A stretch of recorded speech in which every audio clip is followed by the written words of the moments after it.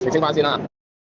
咁我喺度自我介紹翻下啦，我要澄清翻先啦。咁我咧網名就叫蒲公風，咁我嘅真名叫陳卡。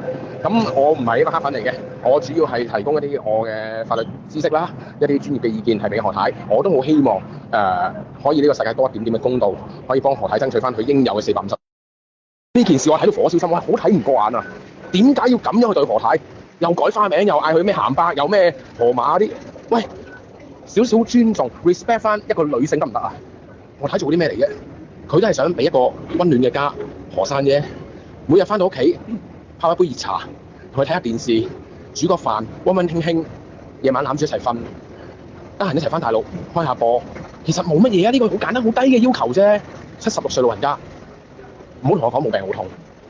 香港公立醫院乜都要排期，你76歲你排得幾耐啊？何太撐住啊！何伯加油啊！你們一定會好好的，加油！因為那個還有我們支持你。唔該你哋啦，擘大對眼睇清楚啦！你哋幫緊一啲係乜嘢嘅人啊？